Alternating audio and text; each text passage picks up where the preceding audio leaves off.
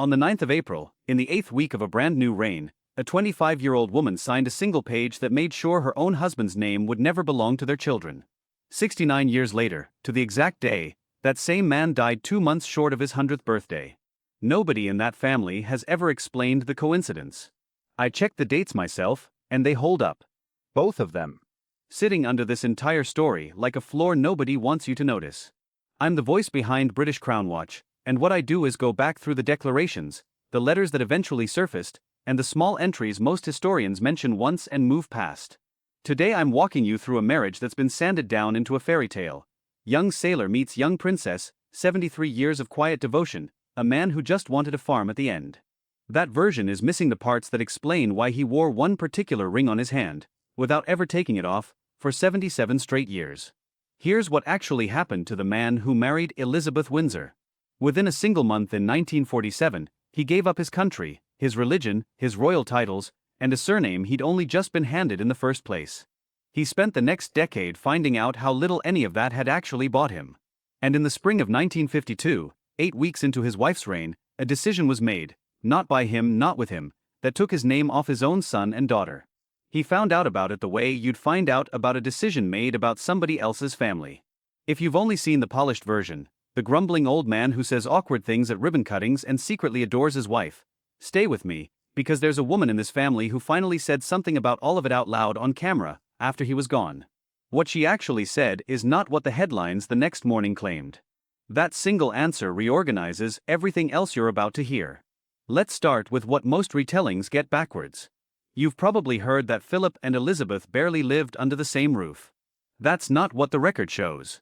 They moved into Buckingham Palace together in 1952 and stayed for the next 65 years. Their children were raised inside it. He had an office in it, pushed through changes to how the estate was run. What actually happened is less tidy than the rumor. He fought that move with everything he had on the record and lost. Then he walked in anyway and stayed 6.5 decades in a house he'd said, out loud, he didn't want. He finally left it in 2017, at 96, the same year his last public duties were lifted. A man argues against a house in his 30s, loses, and is still sleeping in it past 90. The first year he's legally free of every obligation, he packs a bag and goes. That's not a whim about fresh air.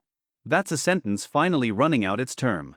If any of this is sounding familiar, if you've watched someone quietly absorb decision after decision made without them, tell me in the comments, because I read every one. There's a plain gold signet ring in this story, one that arrived in a trunk from a hotel room in Monte Carlo, that matters more than you'd expect by the time we reach the page he wasn't allowed to sign in April of 1952. Let's get the romance right first, because it's real. Philip and Elizabeth properly met in the summer of 1939 at the Royal Naval College in Dartmouth, where he was an 18-year-old cadet showing off in front of visiting royalty, and she was 13.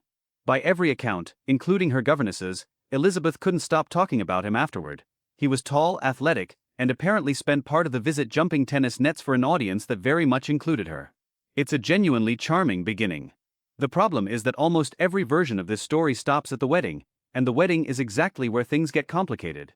Here's the detail that changes how you read every letter he wrote her during the war. Philip didn't have anywhere to go home to. His father was living apart from the family in the south of France, increasingly broke. His mother had suffered a severe breakdown and later resurfaced in Nazi-occupied Athens, where she quietly sheltered a Jewish family, an act Israel later recognized formally. His 4 sisters were all married into German noble families. His grandfather's throne in Greece was gone.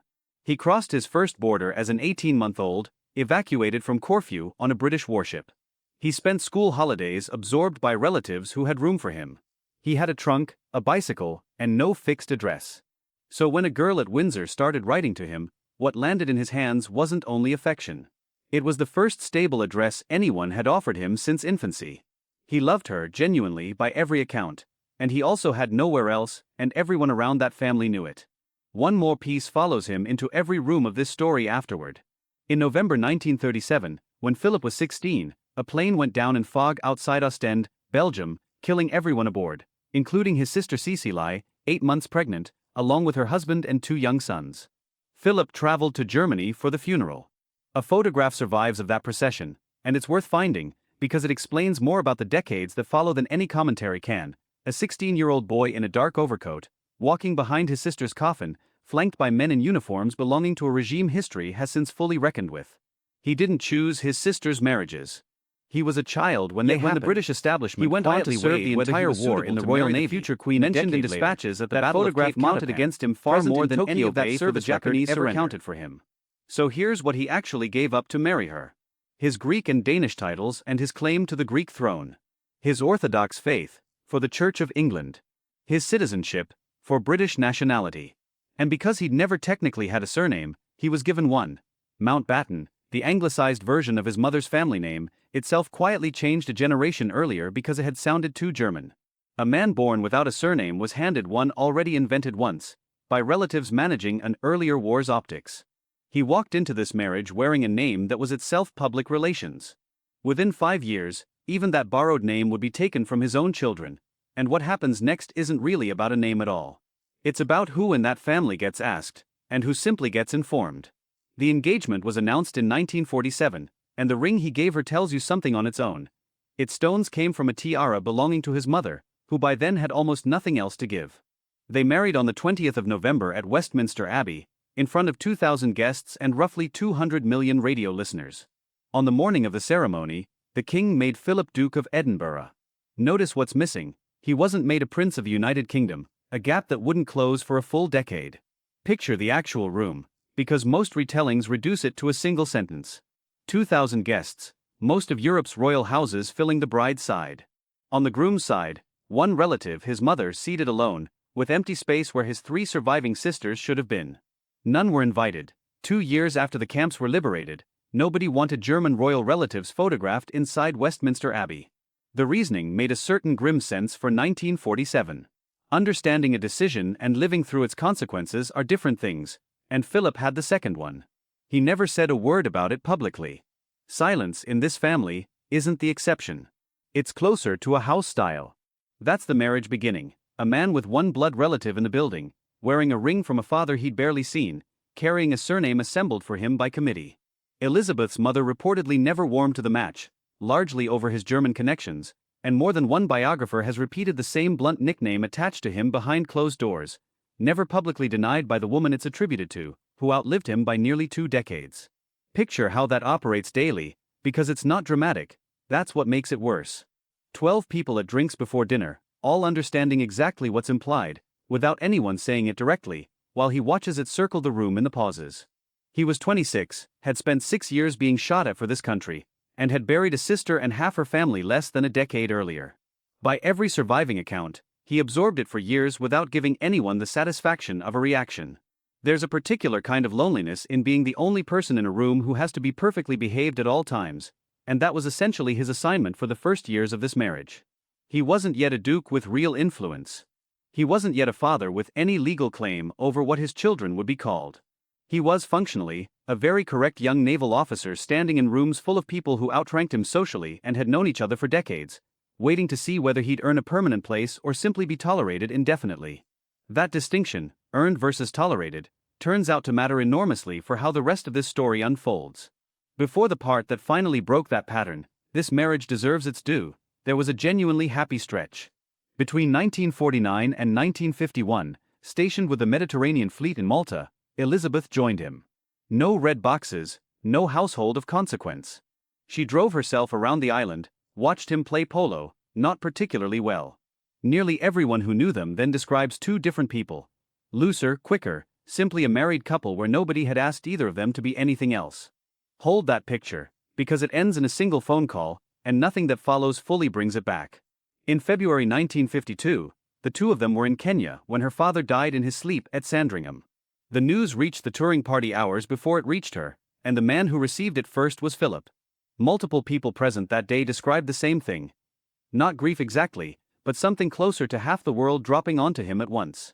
He walked her out into the garden and told her himself.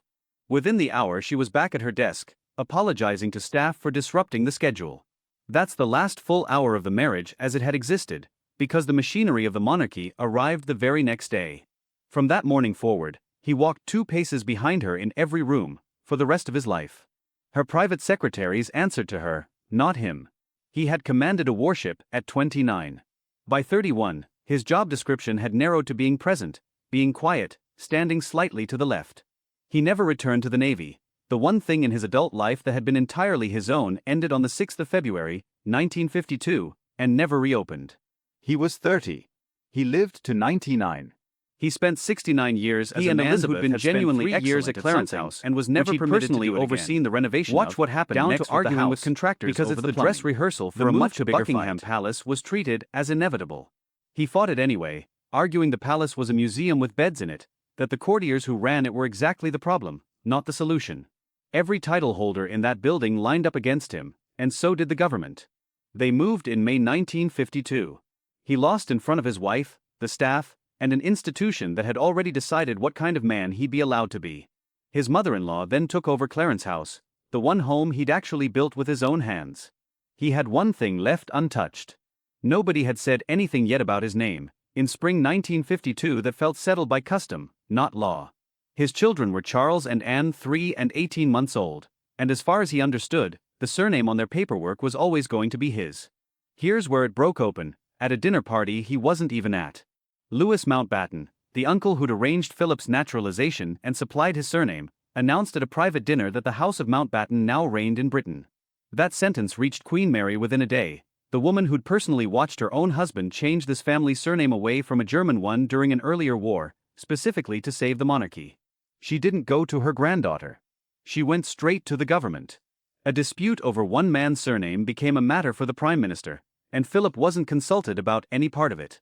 If you've ever watched a decision about your own family get made entirely without you in the room, that's worth sitting with, and worth sharing with someone else who'd get it too, because the next part is the moment the feeling became permanent in writing, with the full weight of the British state behind it. On the 9th of April, 1952, Elizabeth made a formal declaration in council stating that she and her children would be known as the House and Family of Windsor, and that her descendants would carry the Windsor name. 1 page. 1 meeting. 8 weeks into her reign. His children weren't going to carry his name. She was 25, facing down her own grandmother and a prime minister who'd already made the government's position clear. I don't think there was a version of that moment where she had a real way through it. She still signed it. That's what a document does. It settles whether anyone actually wanted it that way.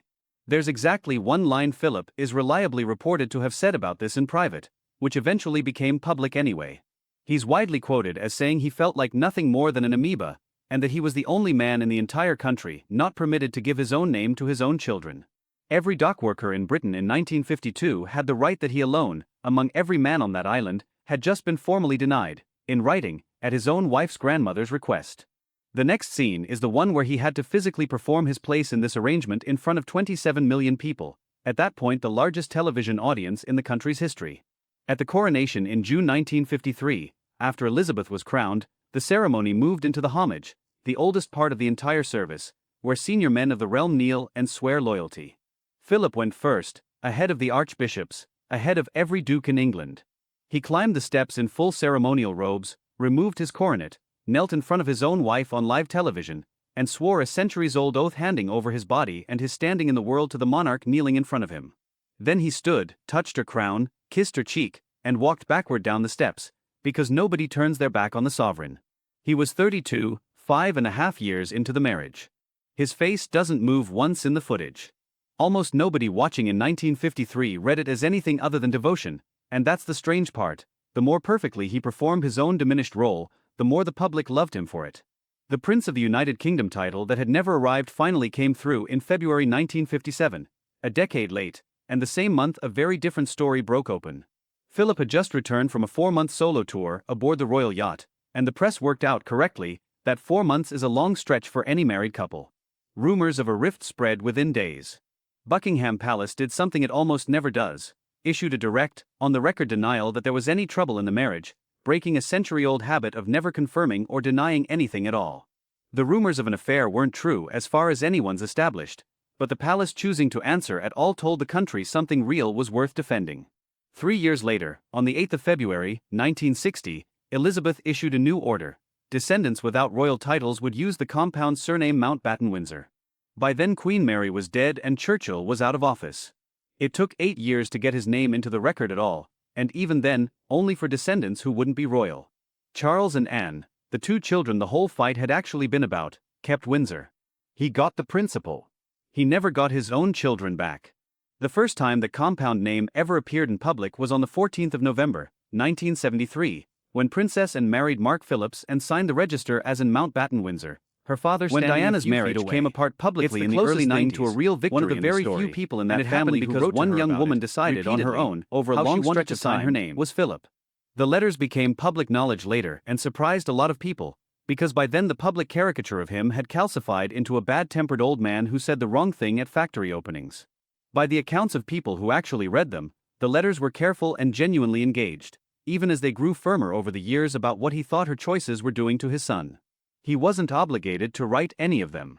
He did it anyway, in a household where almost no one else bothered. One more moment tells you more than anything else about who he actually was underneath decades of formal silence. In the first days of September 1997, in the raw aftermath of Diana's death, the family was gathered at Balmoral, arguing over whether William and Harry, 15 and 12, should walk behind their mother's coffin through central London in front of 1 million people.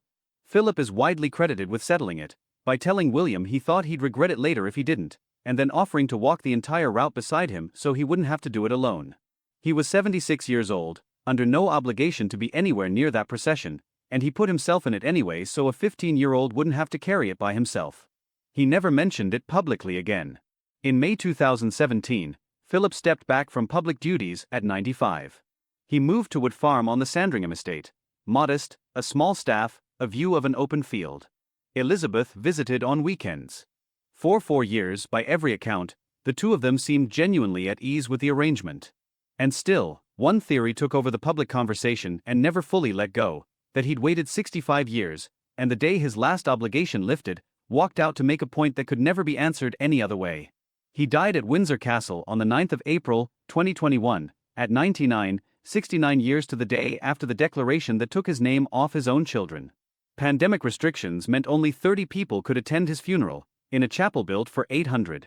The photograph that came out of that day, Elizabeth, 94, sitting entirely alone in black, several feet of empty stone on either side of her, ran on front pages worldwide and, for a great many people, quietly ended the argument about whether that marriage had failed.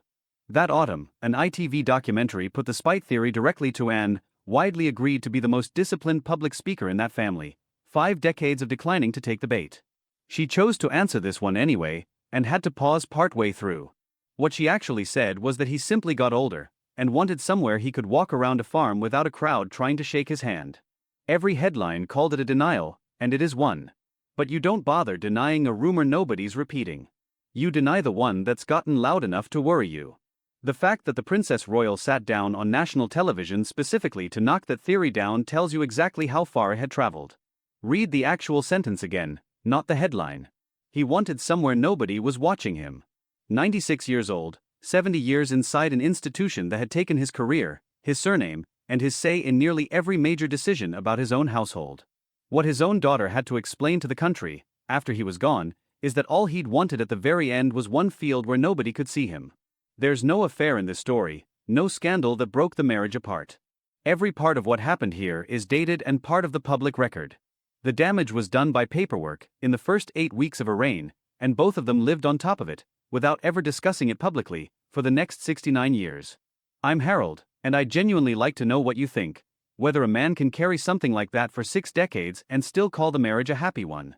Tell me in the comments, and if this is the kind of history you want more of, the version with the paperwork left in. Subscribe and turn on notifications, and I'll see you in the next one.